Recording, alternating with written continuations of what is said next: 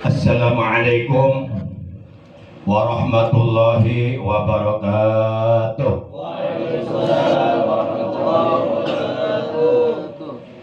Alhamdulillahilladzi khalaqana bi ahsani taqwim wa hadana ila siratihil mustaqim wa ila dinihi sabilis sa'adati ila jannatihid daim.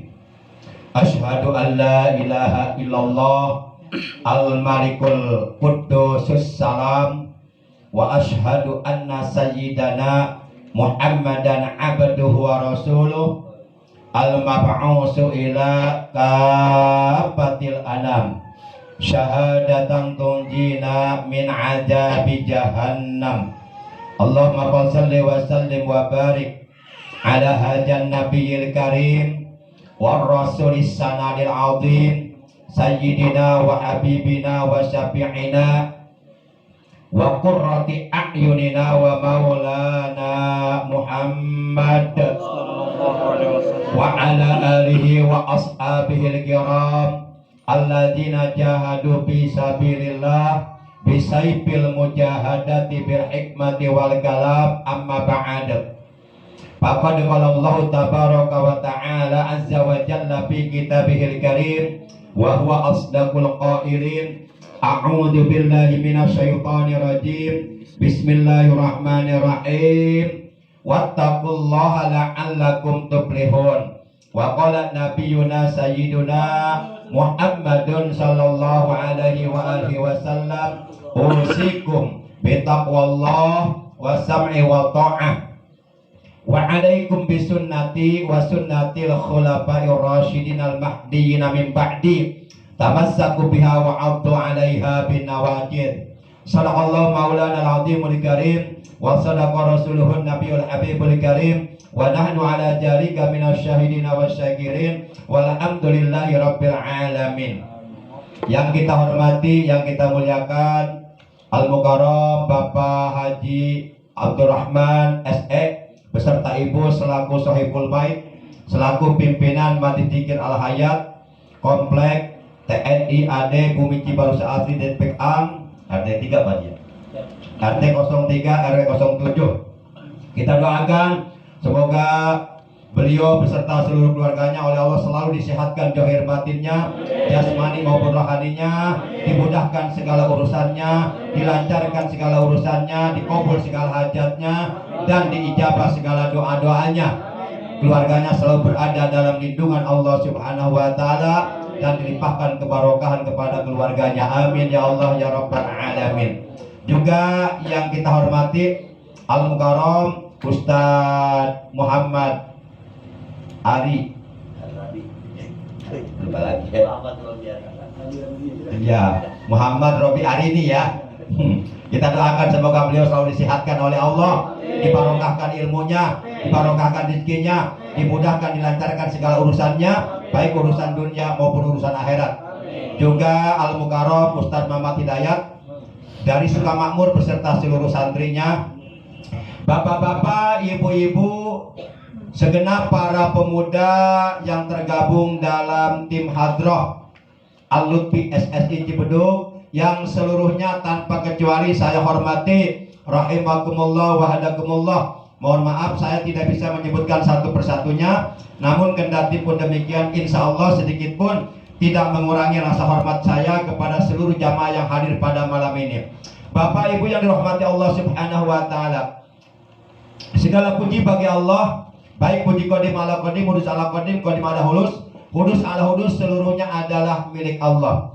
Allah Subhanahu wa taala yang maha kaya, yang maha terpuji, yang selalu menganugerahkan kepada kita berbagai macam nikmatnya, baik nikmat zahir maupun nikmat batin, nikmat panjang umur, nikmat sehat, nikmat dapat melaksanakan ibadah kepada Allah dengan baik, dengan tenang, juga nikmat-nikmat yang lainnya, terutama nikmat yang sangat amat mulia, yang sangat amat berharga, lebih berharga daripada dunia beserta seluruh isinya, yaitu nikmat iman, Islam dan ihsan. Juga tidak kalah pentingnya adalah nikmat diberi ilmu yang bermanfaat, ilmu yang barokah, ilmu yang disertai hidayah untuk menyempurnakan ibadah kita kepada Allah. Sehingga alhamdulillah dengan berbagai macam sababiah, Nikmat yang telah Allah anugerahkan kepada kita juga tentunya dengan pertolongan Allah, dengan rahmatnya Allah, atas petunjuk Allah, dan dengan ridhonya Allah. Pada malam ini kita dapat kembali duduk berkumpul bermuajahah di Masjid Dzikir Al-Hayat dalam rangka semata-mata menjalankan perintah Allah dan Rasulnya, yaitu untuk beribadah kepada Allah, baik itu dengan membaca rotib atau membaca maulid Nabi, simtuduror, dan ataupun dengan zikir-zikir yang lainnya. Mudah-mudahan seluruh apa yang telah kita lakukan, apa yang telah kita baca dari awal hingga akhir, semuanya diterima oleh Allah Subhanahu wa taala dan pahalanya ditetapkan untuk kita nanti di dalam sorga. Amin ya Allah ya Rabbal alamin. Salawat teriring salam semoga tetap dilimpahkan selalu atas paduka alam yang mulia, manusia besar di alam dunia, manusia yang sangat mulia, yang sangat agung, diagungkan, dimuliakan oleh Allah yang maha agung, yang maha mulia, manusia yang paling tinggi pangkat derajatnya. Beliau adalah penghulunya seluruh para nabi dan para rasul. Beliau adalah nabi yang paling terabdol di antara seluruh para nabi yang telah diutus oleh Allah ke alam dunia, yaitu baginda kita yang mulia tercinta, Nabi agung, Nabi besar Muhammad sallallahu alaihi wasallam. Semoga kelak di hari kiamat kita semuanya yang hadir, juga keluarga kita semuanya mendapatkan syafaatul ujma dari beliau, mendapatkan air dari telaga beliau, mendapatkan kebahagiaan keselamatan di hari kiamat, dikumpulkan oleh Allah di bawah arasnya Allah bersama rombongan para nabi, para siddiqin, para syuhada, para solihin. Amin ya Allah ya Rabbal alamin.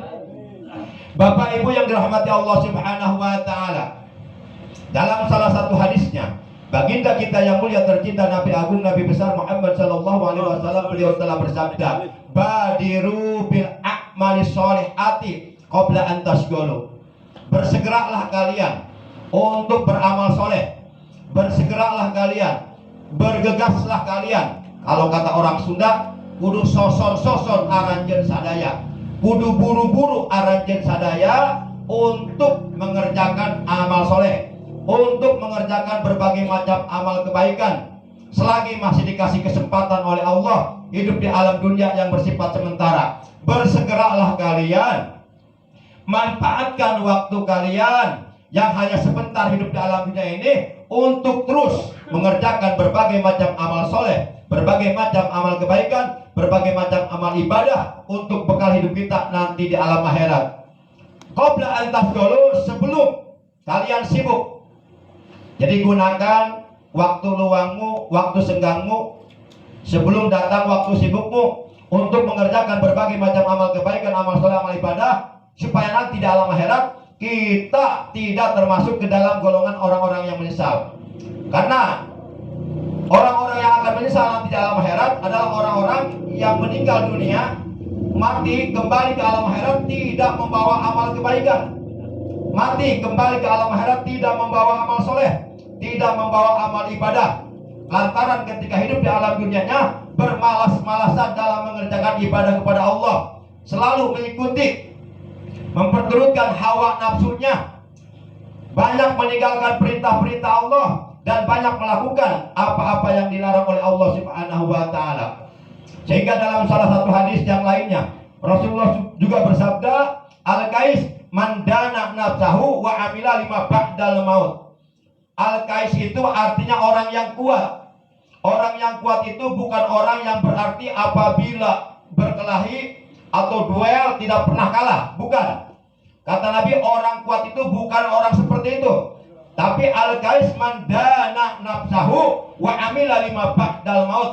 Orang yang kuat itu, orang yang cerdas itu adalah orang yang mampu menaklukkan hawa nafsunya, orang yang mampu mengendalikan keinginan hawa nafsunya, dan ia terus beramal untuk bekal sesudah mati.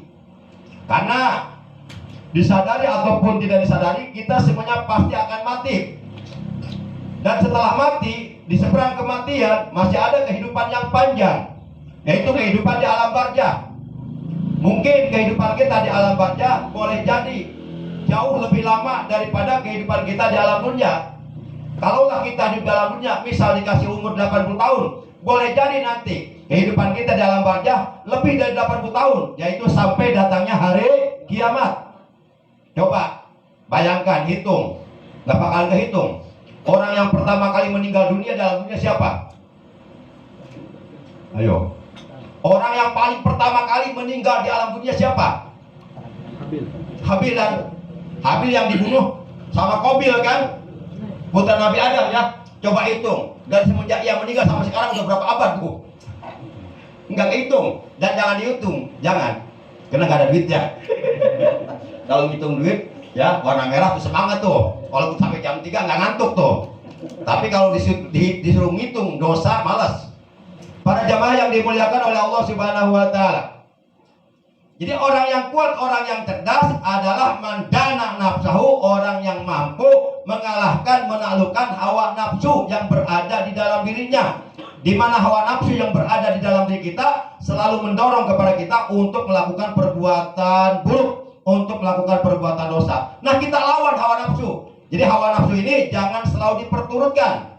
Innan nafsa la'amaratun bisu, kata Allah. Sesungguhnya hawa nafsu itu senantiasa menyuruh, mengajak, mendorong kepada kita untuk melakukan perbuatan buruk yang dilarang oleh Allah Subhanahu wa Ta'ala. Orang kalau hidupnya selalu memperturutkan keinginan hawa nafsunya, dia tidak mempunyai kemampuan untuk mengendalikan hawa nafsunya, akhirnya dia terjerumus dalam perbuatan dosa karena memperturutkan hawa nafsunya, maka tentu ia akan menyesal nanti dalam akhirat. Sebagaimana firman Allah dalam Al-Quran, Allah Subhanahu wa Ta'ala telah berfirman, wa amma man togo wa asarul hayatad dunya fa innal jahima hiyal ma'wa. Wa amma man togo, dan adapun orang-orang yang melampaui batas dari batas-batas yang telah digariskan oleh Allah, yang telah ditetapkan oleh Allah dalam Al-Quran, ia hidupnya melampaui batas oleh karena selalu memperturutkan keinginan hawa nafsunya. Wa asarul hayatad dunya, dan ia lebih cenderung memilih kehidupan dunia, lebih cenderung memilih kemewahan dunia, kesenangan dunia yang bersifat sementara, dan dia melupakan kehidupan di akhirat. Fa innal jahima hiyal ma'wa, maka sesungguhnya neraka jahimlah tempat tinggalnya, kata Allah. Na'udzubillah min dzalik. Mudah-mudahan kita semua yang hadir, juga keluarga kita, oleh Allah diselamatkan dari neraka. Amin ya Allah ya Rabbal alamin. Makanya kita kembali kata Nabi, badiru bil a'malis sholihati qabla an tasghulu. Bersegeralah kalian beramal soleh, mengerjakan amal kebaikan, mengerjakan ibadah, mumpung dikasih kesempatan sebelum kalian sibuk. Kemudian selanjutnya Rasulullah juga bersabda, wa badiru bit taubati qabla an tamutu. Bersegeralah kalian bertaubat kepada Allah sebelum kalian akhirnya pasti akan mati. Jadi masalah taubat ini masalah yang harus disegerakan. Jangan dinanti-nanti, jangan diengke-engke. Ah, nanti saja, saya kan masih muda, saya kan masih suka berbuat yang asik-asik, nanti saja tobatnya, manakala saya sudah menginjak usia 70 tahun. Seakan-akan dia tahu usianya akan sampai di usia 70 tahun. Padahal masalah kematian kita nggak ada yang tahu. Dan mati itu datangnya bukan hanya kepada orang sakit saja. Berapa banyak orang yang nggak sakit, keadaannya sehat, bahkan gagah, tahu-tahu mati. Jadi mati itu tidak menurut abjad A, B, C, D. Ya, kadang-kadang yang A masih hidup, ya, yang Z udah meninggal.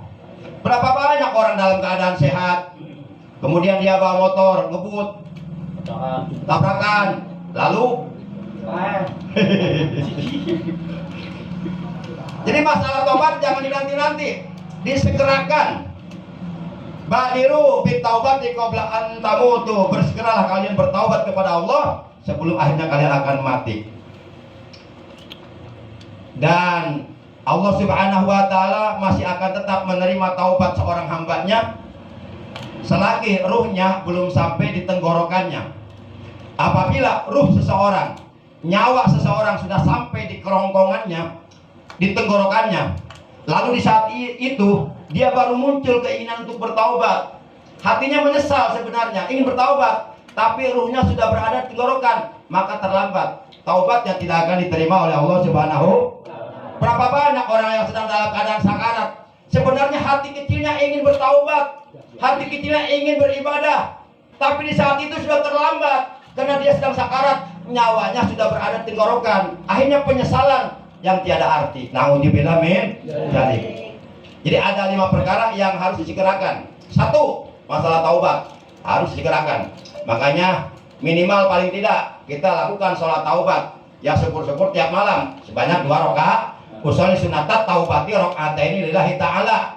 Kemudian perbanyak istighfar setiap hari minimal 100 kali, jangan sampai kurang. Wallahi la anni astagfirullah kulla yaumin mi'ata marrah. Demi Allah kata Rasulullah, sesungguhnya aku selalu beristighfar kepada Allah, mohon ampun kepada Allah setiap hari 100 kali. Wa fi riwayatin ukhra, dan dalam hadis riwayat yang lainnya sab'ina marrah, aku beristighfar kepada Allah tidak kurang dari 70 kali. Itu Rasulullah yang notabene beliau tidak pernah berbuat dosa, karena dimaksum, dipelihara oleh Allah dari melakukan perbuatan dosa, namun tetap beliau beristighfar kepada Allah. Apakah lagi kita yang dosanya banyak nggak kehitung?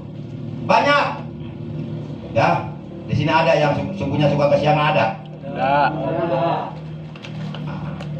Ya, walaupun ada nggak usah ngaku ya. Diam aja, diam. Nggak usah gandeng. Nah siapapun ketika sholat subuhnya selalu kesiangan, merasa dosa nggak? Mungkin nggak merasa dosa dia. Padahal itu dosa. Dosa apa? Dosa melalaikan kewajiban sholat. Menganggap remeh, menganggap enteng terhadap perintah sholat. Padahal perintah sholat ini perintah yang harus diutamakan dari segala perintah yang lainnya. Karena perintah ini langsung dari Allah Subhanahu wa Ta'ala. Para jamaah yang dimuliakan oleh Allah Subhanahu wa Ta'ala. 1, tobat. Yang kedua, apabila punya anak perempuan, sudah cukup umur untuk berumah tangga, kemudian ada calonnya, segerakan nikahkan. Jangan dinanti-nanti. Kalau dinanti-nanti khawatir nanti anaknya kawin sendirian. Bahaya itu. Kalau udah kawin sendirian repot urusannya deh. Ya. Kalau memang sudah ada calonnya dan keduanya sudah cukup usia untuk berumah tangga, jangan dinanti-nanti. Itu yang kedua. Kemudian punya hutang. Kalau sudah ada uang untuk membayarnya, segerakan bayar, jangan dinanti-nanti. Kalau dinanti-nanti uangnya kepake lagi. Akhirnya utangnya nggak kebayar-bayar gitu. Kemudian apalagi tuh? Masih ada ya yang harus disegerakan. Para jamaah yang dimuliakan oleh Allah Subhanahu wa Ta'ala. Kemudian yang ketiga, wasilul ladzi bainakum wa baina rabbikum bikasrati dzikrikum lahu ta'ala. Sambunglah hubunganmu dengan Tuhanmu Allah bikasrati dzikrikum lahu ta'ala, yaitu dengan cara memperbanyak zikir kamu kepada Allah Ta'ala. Jadi jangan putus zikirnya. Terus kapanpun, dimanapun, dalam keadaan bagaimanapun, wherever you are, bin Allah Subhanahu wa Ta'ala, dimanapun kamu berada, dalam situasi kondisi apapun, jangan lupa untuk selalu berzikir kepada Allah. Selalu ingat kepada Allah, dalam rangka menjaga hubungan kita dengan Allah jangan sampai terputus. Yuk kita pelihara, kita jaga hubungan kita secara vertikal, hablum minallah, kepada Allah. Di antaranya selain melaksanakan kewajiban yang telah diwajibkan oleh Allah, juga jangan putus berzikir kepada Allah Subhanahu wa Ta'ala. Karena tandanya orang yang cinta kepada Allah, ia suka berzikir kepada Allah. Itu tandanya cinta. Alamatuhu billah hubu dzikrillah, kata Nabi. Alamatuhu billah, tandanya orang yang cinta kepada Allah, hubu dzikrillah, ia suka berzikir kepada Allah. Nah itu yang ketiga, jangan sampai terputus zikirnya. Ya, baik zikir jaharnya maupun zikir hobinya dimainkan. Bapak-bapak sedang duduk sambil mendengarkan tausiah Islamiyah yang saya sampaikan, telinga mendengarkan apa yang saya sampaikan, tapi hati tetap berzikir. Bisa nggak kira-kira? Bisa. Coba praktekkan sekarang, nggak usah lama-lama. 5 detik aja. Saya ceramah, bapak-bapak hati berzikir. Allah, Allah, Allah. 5 menit aja coba. Saudara-saudara yang dimuliakan oleh Allah Subhanahu wa Ta'ala, jadi zikirnya jangan putus. Laksanakan nggak? Nah, bisa. Sambil ngerokok hati berzikir, sambil ngobrol hati mah berzikir. Pokoknya jangan sampai hati kita kosong dari mengingat Allah. Jangan sampai hati kita lalai dari mengingat Allah. Karena sesungguhnya syaitan, inna syaitana Wadi'un hukmatau ala qalbi ibni Adam. Sesungguhnya syaitan senantiasa meletakkan hidungnya di hatinya anak Adam. Kemudian fa'in jakalullah ta'ala khonasa. Apabila hati anak Adam berzikir kepada Allah, menyebut nama Allah, ingat kepada Allah, khonasa, maka itu syaitan yang sedang dalam keadaan menempelkan hidungnya di hatinya akan lari, terbirit-birit, nggak betah. Tapi sebaliknya, wa innasiya iltaqama qalba. Apabila hati anak Adam lalai dari mengingat Allah, maka syaitan yang sedang dalam keadaan menempelkan hidungnya di hatinya, iltaqama qalba, itu syaitan akan menelan hatinya. Artinya manusia yang hatinya lupa, lalai dari mengingat Allah, itu hatinya akan dikuasai oleh syaitan. Nah, kalau hati sudah dikuasai syaitan, sedangkan hati itu menjadi raja pada badan kita, maka itu syaitan akan secara leluasa berjalan di dalam tubuhnya melalui aliran darah. Akhirnya seluruh anggota badannya digerakkan oleh syaitan untuk melakukan perbuatan-perbuatan dosa yang dilarang oleh Allah, karena hatinya sudah dikuasai syaitan. Kebanyakan orang-orang melakukan perbuatan dosa, baik itu zina dan sebagainya, itu karena hatinya kosong kepada Allah. Nggak mungkin orang hatinya ingat kepada Allah, nggak mungkin melakukan perbuatan maksiat. Buktinya dia melakukan perbuatan maksiat itu sebagai bukti tanda bahwa dia lupa kepada Allah. Para jemaah yang dimuliakan oleh Allah Subhanahu wa taala. Itu yang ketiga. Yang keempat, yang terakhir, wa aksiru minas shadaqah bisirri wal alaniyah. Perbanyaklah bersedekah, baik secara sir atau rahasia maupun secara terang-terangan. Dua-duanya boleh. Sedekah secara sir, namanya sedekah itu sir, secara rahasia, itu boleh. Sedekah alaniyah, terang-terangan juga boleh. Yang penting luruskan niat dalam hati, semata-mata karena Allah. Boleh sedekah terang-terangan seperti yang dilakukan oleh Abu Bakar Siddiq, Umar bin Khattab, Utsman bin Affan, Sayyidina Ali bin Abi Thalib. Ketika saat itu Rasulullah mengumpulkan para sahabatnya akan melakukan peperangan Badar, peperangan Uhud. Rasulullah butuh biaya untuk persenjataan, untuk perbekalan makan selama perang. Rasulullah saat itu, siapa di antara kalian yang mau sedekah untuk perbekalan perang? Saya, kata Abu Bakar Siddiq. Silahkan, separuh dari harta saya ambil untuk perbekalan itu terang-terangan di depan orang banyak, nggak apa-apa. Yang penting hati luruskan karena Allah, karena yang tahu hati kita hanya Allah. Biarkan orang lain menyangka buruk sama kita, oh ria itu pengen dipuji, ya terserah. Yang penting hati kita luruskan karena Allah yang tahu hati kita, bukan manusia. Dan itu bagus, akan memberikan stimulus rangsangan kepada yang lain agar ikut juga bersaudara, termotivasi orang lain, terinspirasi orang lain. Aduh, ini orang udah ganteng, udah kaya, dermawan lagi. Aduh, saya pengen seperti dia. Boleh nggak? Boleh. Ada dua hasad yang tidak dilarang oleh agama. Dua hasud. Sebenarnya hasud itu, iri hati itu haram. Itu penyakit hati. Nggak boleh kita melihat tetangga kita yang kaya, kemudian kita iri hati, pengen seperti tetangga kita kaya. Kita nggak kaya-kaya, akhirnya kita hasud sama dia. Ah, jangan-jangan dia punya pabrik tuyul kali. Nah, kita disangka punya pabrik tuyul. Boro-boro pabrik tuyul. Nah itu iri hati, nggak boleh. Tapi ada dua iri hati, dua hasud yang dibolehkan oleh agama. Satu, iri hati kepada orang yang kaya, yang dermawan, yang membelanjakan hartanya di jalan Allah untuk kepentingan agama Allah, untuk syiar agama Allah, untuk menolong saudara-saudaranya yang hidupnya dalam kemiskinan, dalam kemelaratan, dalam kekurangan, dalam penderitaan, menolong yatim piatu, menolong orang-orang yang terlantar, yang tidak mampu pesantren, tidak mampu sekolah, dibiayai, itu bagus. Syirik kepada orang yang kaya, yang dermawan, boleh itu, boleh. Yang kedua, iri hati, hasud kepada orang yang alim, yang mengamalkan ilmunya. Aduh, saya pengen seperti dia, orangnya alim, ilmunya banyak, mau beramal soleh lagi. Nah, kita boleh iri kepada orang seperti itu. Para jamaah yang dimuliakan oleh Allah, Rasulullah bersabda, as-shadaqatu sir tutfi'u ghadabur rabbi.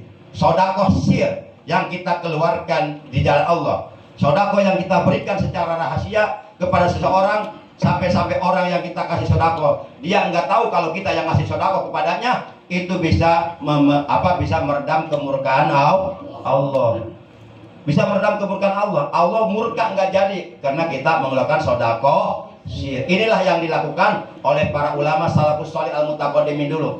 para ulama terdahulu yang soleh-soleh, mereka gemarnya mengeluarkan sodako secara rahasia. Ketika mereka melihat pengemis sedang tidur di emperan toko-toko, dia taruh uang tuh 1 juta di bawah badannya. Si pengemis sedang dalam kantin tidur. Tahu nggak pengemis itu? Nggak tahu, lagi tidur. Kemudian pergi. Tak lama kemudian, 1 jam kemudian, itu si pengemis yang tadi tidur bangun. Begitu bangun, dia lihat apa tuh? Uang Berapa? juta. 1 juta. Seneng nggak itu? Seneng banget, pasti seneng. Nggak percaya, buktikan sekarang saya pura-pura tidur nih. Taruh uang di bawah badan saya 1 juta ya. Saya pasti seneng gitu. Iya. Nggak ketangguh lagi. Seneng itu. Dan si pengemis nggak tahu ini siapa yang naruh uang ya. Nah itu sedekah sir. Itu bisa meredam kemurkaan Allah. Itulah yang dilakukan oleh para ulama salafus saleh al-mutaqaddimin dulu. Atau para ulama salafus saleh al-mutaqaddimin dahulu, ketika mereka tahu ini jalan biasa dilalui oleh fakir miskin, yatim piatu, jompo-jompo suka lewat sini atau suka berkumpul di situ. Malamnya, nah ketika nggak orang, dia taburkan uang tuh sepanjang jalan. Begitu datang pagi hari, ya yatim piatu, fakir miskin semuanya pada ke situ. Seneng nggak tuh? Seneng lihat apa tuh? Lihat uang banyak banget. Mereka pada mengutin perebut tuh, asik tuh kan. Nah mereka nggak tahu siapa yang naburkan uang tadi semalam, nggak tahu. Itu sedekah sir. Nah, baik sedekah sir maupun sedekah alaniyah itu dua-duanya dibolehkan. Yang penting luruskan niat semata-mata karena Allah. Kan pepatah mengatakan sedekah itu yang penting ikhlas semata-mata karena Allah. Soal gedenya itu sih nomor 1. Daripada sedekah kecil nggak ikhlas, mendingan gede coy, bari ikhlas. Kira-kira setuju nggak? Ya begitu, kalau berpikir harus benar, harus waras. Daripada sedekah kecil nggak ikhlas, ini kata akal sehat, mendingan gede tapi ikhlas. Sesuainya dengan akal sehat tuh. Jangan begitu, ini udah sedekah kecil, diomong-omongin lagi nggak ikhlas, nggak gerutu lagi, nggak hilang pahalanya. Yang mendingan gede tapi ikhlas, jangan diomong-omong. Insya Allah. Demikian 4 perkara yang dapat menyebabkan Allah menurunkan pertolongan kepada hambanya dan menggembirakan hambanya dan menutup segala hajatnya. Pertama, yaitu bersegera untuk beramal soleh. Yang kedua, bersegera bertaubat sebelum akhirnya akan mati. Yang ketiga, sambunglah hubungan kita kepada Allah, yaitu dengan cara memperbanyak berzikir kepada Allah, jangan sampai lupa. Dan yang keempat, perbanyaklah sedekah baik sir maupun alaniyah, dua-duanya boleh. Demikian materi taklim bulanan yang bisa Al-Fakir sampaikan. Kurang lebihnya Al-Fakir mohon maaf. Terima kasih atas kehadirannya, atas perhatiannya.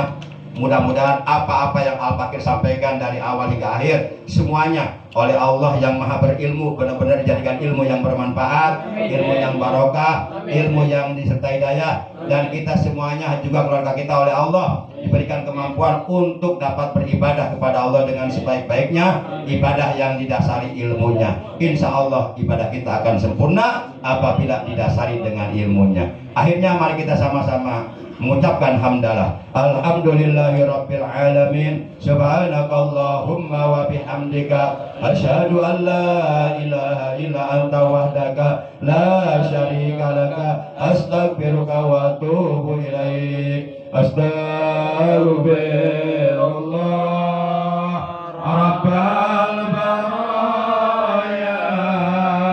Astaghfirullah minal khataya. Astaghfirullah rabbal baraya. Astaghfirullah minal khataya.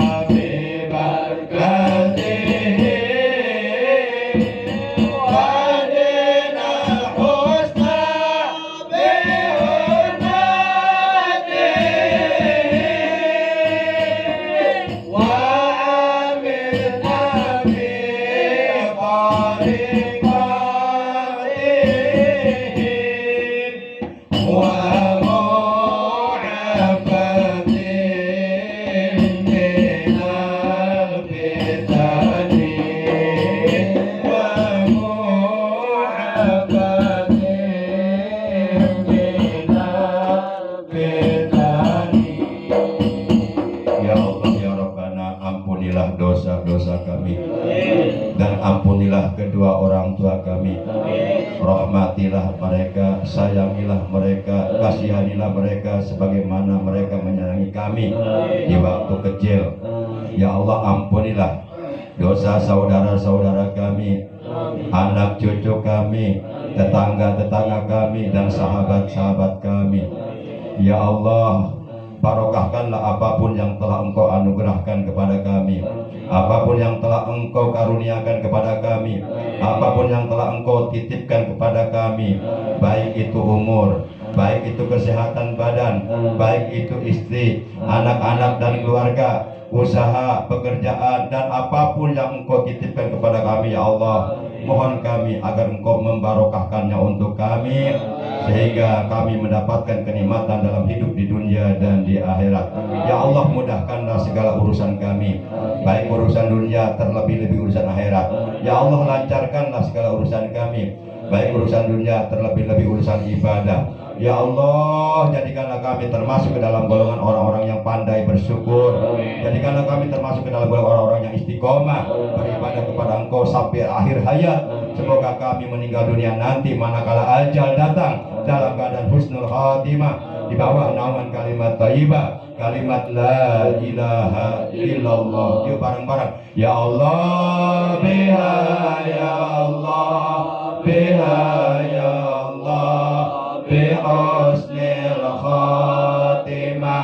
Ya Allah, biha ya Allah, biha ya Allah, bi husnil khatimah. Ya Allah, biha ya Allah, biha ya Allah, bi husnil khatimah. Ya Allah, biha ya Allah, biha ya Allah, bi husnil khatimah. Rabbana atina min ladunka rahmah wa hayyi' lana min amrina rasyada. Rabbana atina fid dunya hasanah wa fil akhirati hasanah wa qina adzabannar. Wa sallallahu ala sayyidina Muhammad wa ala alihi wa sahbihi baraka wa sallam. Subhana rabbika rabbil izzati amma yasifun wa salamun alal mursalin walhamdulillahi rabbil alamin. Terima kasih. Hadanallahu wa iyyakum ajmain. Wassalamualaikum warahmatullahi wabarakatuh.